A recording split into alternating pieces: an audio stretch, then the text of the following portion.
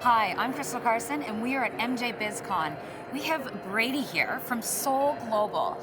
Interestingly enough, a lot of the companies and the assets in the world have to come up into the Canadian market, and they have found some really amazing properties and assets around the world. What got you into this business, and what's your strategy? Our strategy is being smart money in the cannabis space. Obviously, we're here in this giant conference hall. There's people all around us. This conference has grown. Interest in this market has grown, and we want to be the smart money in the space. So we'll look at it. We find the key operators in the key markets. I like limited license states like Florida, where we made a key investment. Right. I like limited license country opportunities throughout Europe, which is obviously expanding very quickly. But again, there's barriers to entry. We like to identify the right partners, get into the marketplaces at the right time, partner with the right folks, and then help them grow. Okay, so tell me, what is Sol Global? What exactly do you guys do in the marketplace? We are an investment-based company, so we identify key strategic actors within various different segments of the market, whether it be cultivation, if it's vertically integrated, whether it be processing, whether it be retail, whether it be medical, and we try to partner with the right people, take significant equity stakes in those companies, and give them the support they need to grow, whether that's political support, whether that's operations assistance, and just be really an incubator, Totally. for lack of a better term. It's a great way to explain it. There's so many of these companies that you're seeing coming up into the Canadian market.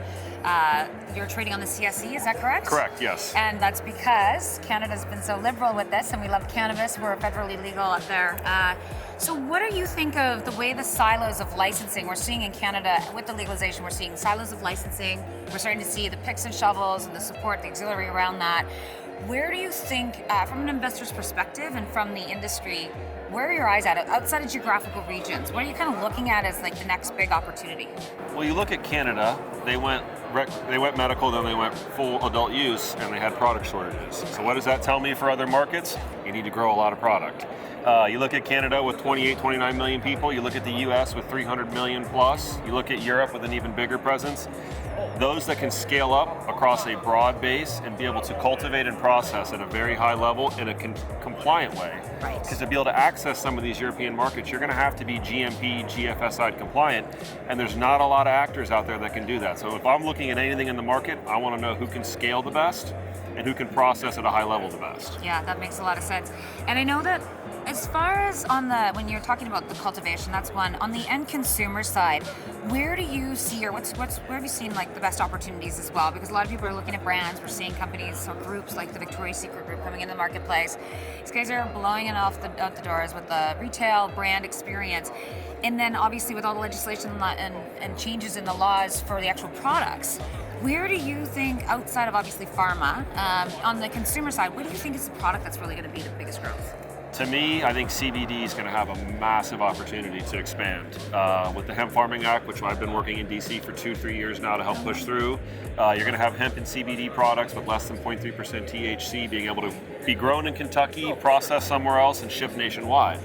And those products have a mass appeal. These are not your traditional THC products. These are creams for joint pain. These are pills. These are sleep tinctures. These are products that people can use instead of taking prescription drugs. People can use instead of taking traditional over-the-counter, which are not as good for you. Yeah. So as we've looked at markets like Florida, for example, 21 million people where we're active, our average patient's 51 years old.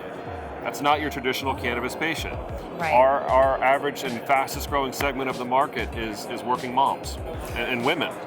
So you're not seeing that across a lot of other states, but that is what the appetite for the marketplace is in the US. Is the education's gotten out there, and we're just starting to, we haven't even scratched the surface yet. If we're using football as an analogy, we're at the 2-yard line. Okay, I love that. Now, okay, this is actually something that came up yesterday, is the moms. So there's this big talk about whether having a glass of wine or smoking a little bit of weed or consuming a little bit of something. Yeah.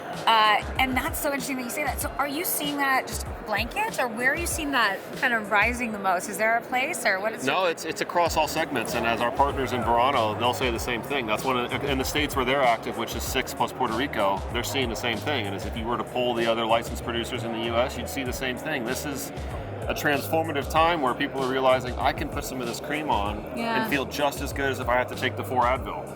Yep. Or I can't sleep at night because I've got 2 kids that are in grade school and I'm dealing with homework and everything else. Do I have 3 glasses of wine and an Ambien, or do I take a CBD and wake up feeling great?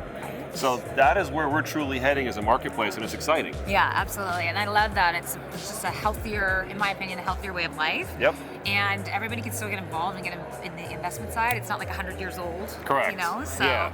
I think there's a lot of opportunity. Well, thank you so much for joining us today. My pleasure. Great Thank to meet you. you, Brady. Yeah.